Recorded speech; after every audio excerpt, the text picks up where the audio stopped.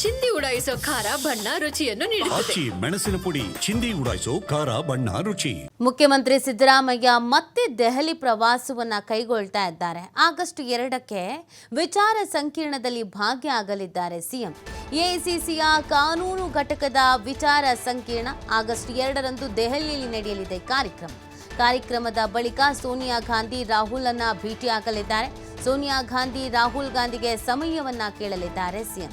ಈಗಾಗಲೇ ಅನೇಕ ಬಾರಿ ದೆಹಲಿಗೆ ಹೋಗಿ ಬಂದಿದ್ದಾರೆ. ಬಟ್ ರಾಹುಲ್ ಗಾಂಧಿ ಅವರನ್ನ ಸೋನಿಯಾ ಗಾಂಧಿ ಅವರನ್ನ ಭೇಟಿ ಮಾಡೋದಕ್ಕೆ ಸಾಧ್ಯ ಆಗಿರಲಿಲ್ಲ. ಸಾಕಷ್ಟು ವಿಚಾರಗಳ ಬಗ್ಗೆ ಚರ್ಚೆ ಮಾಡೋದು ಇದೆ ಅನ್ನೋದನ್ನು ಹೇಳಲಾಗ್ತಾ ಇತ್ತು. ಆ ಎಲ್ಲ ವಿಚಾರಗಳ ಬಗ್ಗೆ ಚರ್ಚೆ ಮಾಡೋದಕ್ಕೆ ಅಂತ ಕಾಣಿಸುತ್ತೆ ಮತ್ತೊಮ್ಮೆ ಇದೀಗ ದೆಹಲಿಗೆ ಹೋಗ್ತಾ ಇದ್ದಾರೆ. ವಿಚಾರ ಸಂಕಿರಣ ಇದೆ, ಅದಾದ ನಂತರ ಮತ್ತೆ ಸಮಯ ಕೇಳಿದ್ದಾರೆ.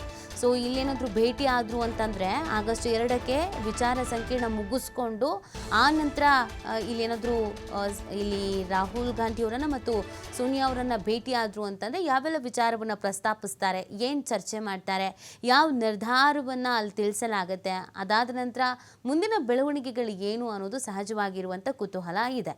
ಕಾಂಗ್ರೆಸ್ನಲ್ಲಿ ಒಂದಷ್ಟು ಭಿನ್ನಾಭಿಪ್ರಾಯಗಳಿಗಿದೆ. ಕೆಲವೊಂದಷ್ಟು ಅಧಿಕಾರ ಹಂಚಿಕೆಯ ವಿಚಾರ ಆಗಿರ್ಬೋದು, ನೇಮಕಗಳ ವಿಚಾರ ಆಗಿರ್ಬೋದು, ಇದೆಲ್ಲದ್ರ ಬಗ್ಗೆ ಚರ್ಚೆ ಮಾಡಬೇಕಾಗಿದೆ. ಹೈಕಮಾಂಡ್ ನಾಯಕರು ಏನು ಹೇಳ್ತಾರೆ ಅದರ ಆಧಾರದ ಮೇಲೆ ನಿರ್ಧಾರವನ್ನು ಪ್ರಕಟಿಸಬೇಕಾಗಿದೆ. ಈಗಾಗಲೇ ಸಿಎಂ ಮತ್ತು ಡಿಸಿಎಂ ಇಬ್ಬರೂ ಸಾಕಷ್ಟು ಬಾರಿ ದೆಹಲಿಗೆ ಹೋಗಿ ಬಂದಿದ್ದಾರೆ. ಬಟ್ ಅಲ್ಲಿ ಹೋದ್ರಾಗ್ಲೂ ಉಸ್ತುವಾರಿ ಅವ್ರ ಜೊತೆಗೆ ಮಲ್ಲಿಕಾರ್ಜುನ ಖರ್ಗೆ ಅವರಿಗೆ ಹಾಗೆಯೇ ವೇಣುಗೋಪಾಲ್ ಅವ್ರ ಜೊತೆಗೆ ಮಾತಾಡಿಕೊಂಡು ಚರ್ಚೆ ಮಾಡಿಕೊಂಡು ಬಂದಿದ್ದಾರೆಯೇ ಹೊರತು ಸೋನಿಯಾ ಅವರನ್ನಾಗಲಿ ರಾಹುಲ್ನವರನ್ನಾಗಲಿ ಭೇಟಿ ಆಗೋದಕ್ಕೆ ಆಗಿರಲಿಲ್ಲ. ಸೊ ಇದೀಗ ಭೇಟಿ ಆಗಬಹುದಾದ ಸಾಧ್ಯತೆ ಇದೆ. ಸಹಜವಾಗಿ ಪ್ರಶ್ನೆ ಮಹತ್ವ ಎಲ್ಲನೂ ಪಡ್ಕೊಳ್ತಾ ಇದೆ. ಏನು ಚರ್ಚೆ ಮಾಡ್ತಾರಪ್ಪ, ಯಾವೆಲ್ಲ ವಿಚಾರಗಳ ಬಗ್ಗೆ ಚರ್ಚೆನ ಮಾಡ್ತಾರೆ ಅನ್ನೋದ್ರ ಬಗ್ಗೆ ಕುತೂಹಲ ಇದೆ.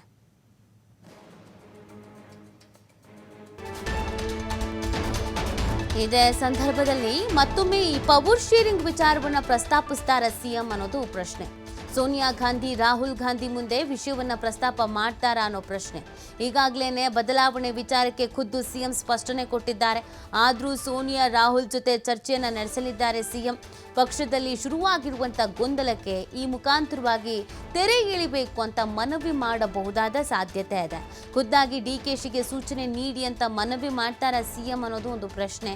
ಇದೇ ವೇಳೆ ನಿಗಮ ಪರಿಷತ್ನ 4 ಸ್ಥಾನಗಳಿಗೆ ಒಪ್ಪಿಗೆ ಪಡೆಯಬಹುದಾದ ಸಾಧ್ಯತೆಗಳು ಕೂಡ ಇದೆ. ನಾನು ಆಗಲೇ ಹೇಳ್ತಾ ಇದ್ದೆ, ಈ ಅಧಿಕಾರ ಹಂಚಿಕೆ, ಕೆಲವೊಂದಷ್ಟು ಅಧಿಕಾರ ನೇಮಕ, ಈ ವಿಚಾರಕ್ಕೆ ಸಂಬಂಧಪಟ್ಟಂತೆ ಚರ್ಚೆ ಆಗಬೇಕಾಗಿದೆ.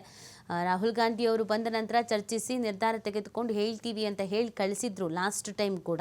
ಈ ಬಾರಿ ಆದರೂ ಅದಕ್ಕೆ ಅವಕಾಶ ಸಿಗುತ್ತಾ ಅಥವಾ ಈ ಬಾರಿಯೂ ಮುಂದಕ್ಕೆ ಹೋಗುತ್ತಾ ಅನ್ನೋದೊಂದು ಪ್ರಶ್ನೆ ಇದೆ.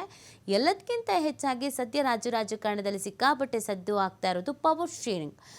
ಸಿಎಂ ಸ್ಥಾನ ಬದಲಾವಣೆ ಆಗತ್ತೆ, ಆ ಥರದ್ದೆಲ್ಲವೂ ಆಲ್ರೆಡಿ ಒಂದು ಕ್ಲಾರಿಟಿಯನ್ನು ಸಿಎಂ ಕೊಟ್ಟಿದ್ರು. ಹೈಕಮಾಂಡ್ ಮುಖಾಂತರವಾಗಿಯೂ ಕೂಡ ಆ ಕ್ಲಾರಿಟಿ ಕೊಡುವಂಥ ನಿಟ್ಟಿನಲ್ಲಿ ಪ್ರಯತ್ನ ಆಗಬೇಕು ಅಂತ. ಹಾಗಾಗಿ ಸಿಎಂ ಇಲ್ಲಿ ಮನವಿ ಮಾಡ್ಕೊಳ್ಬಹುದು.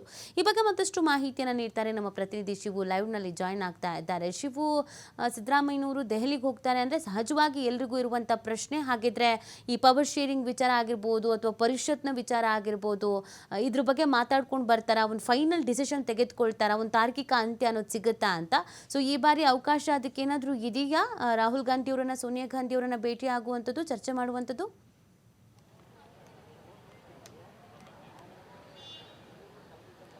ನೀತಿ ಸಿಎಂ ಸಿದ್ದರಾಮಯ್ಯ ಅವರು ದೆಹಲಿಗೆ ಪ್ರಯಾಣವನ್ನು ಬೆಳೆಸ್ತಾ ಇದ್ದಾರೆ.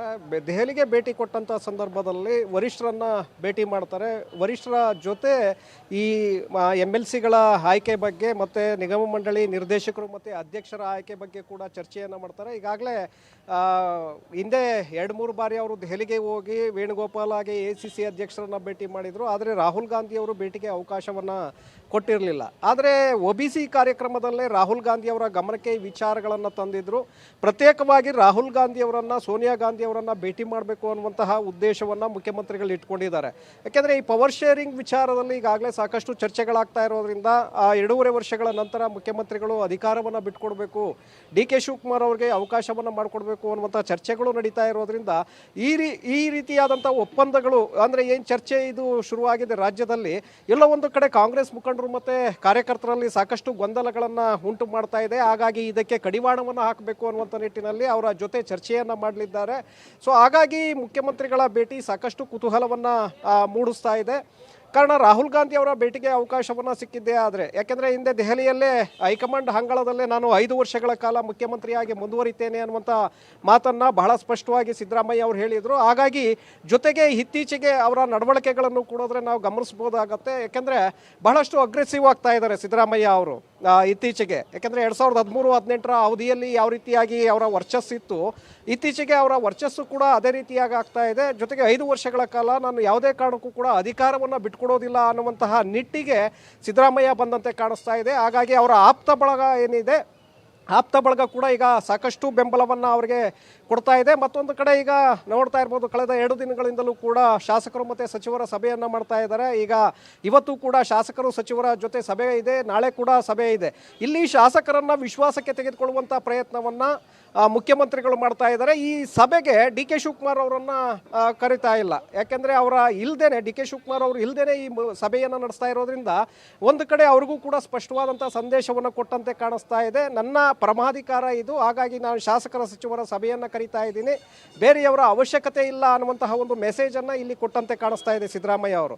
ಸೊ ಹಾಗಾಗಿ ದೆಹಲಿಗೆ ಹೋದಂಥ ಸಂದರ್ಭದಲ್ಲಿ ರಾಹುಲ್ ಗಾಂಧಿ ಮತ್ತು ಸೋನಿಯಾ ಗಾಂಧಿ ಅವರನ್ನು ಭೇಟಿ ಮಾಡಿ ಇದೇ ವಿಚಾರದ ಬಗ್ಗೆ ಅವರು ಪ್ರಸ್ತಾಪವನ್ನು ಮಾಡಲಿದ್ದಾರೆ. ಮತ್ತು ಮುಂದೆ ಜಿಲ್ಲಾ ಪಂಚಾಯತ್, ತಾಲೂಕ್ ಪಂಚಾಯತ್ ಚುನಾವಣೆಗಳು ಎದುರಾಗ್ತಾ ಇರೋದ್ರಿಂದ, ಈಗ ಡಿಸೆಂಬರ್ನಲ್ಲಿ BBMP ಚುನಾವಣೆಗಳು ಎದುರಾಗ್ತಾ ಇರೋದ್ರಿಂದ ಪಕ್ಷದ ಮೇಲೆ ಈ ರೀತಿಯಾದಂಥ ಚರ್ಚೆಗಳು ಶುರುವಾಗಿದ್ದೇ ಆದರೆ, ಶಾಸಕರು ಬೇರೆ ಬೇರೆ ಹೇಳಿಕೆಗಳನ್ನು ಕೊಡ್ತಾ ಹೋಗಿದ್ದೇ ಆದರೆ ಅದು ಪಕ್ಷದ ಮೇಲೂ ಕೂಡ ಪರಿಣಾಮವನ್ನು ಬೀರುತ್ತೆ, ಕಾರ್ಯಕರ್ತರ ಮೇಲೂ ಕೂಡ ಗೊಂದಲಗಳಿಗೆ ಕಾರಣವನ್ನು ಉಂಟು ಮಾಡುತ್ತೆ. ಹಾಗಾಗಿ ಇದಕ್ಕೆ ನೀವು ಬ್ರೇಕ್ ಹಾಕಲೇಬೇಕು ಅನ್ನುವಂಥ ಒಂದು ಪ್ರಸ್ತಾಪವನ್ನು ಅವರ ಮುಂದೆ ಇಡುವಂಥ ಒಂದು ಸಾಧ್ಯತೆಗಳಿದೆ. ನೀತಿ.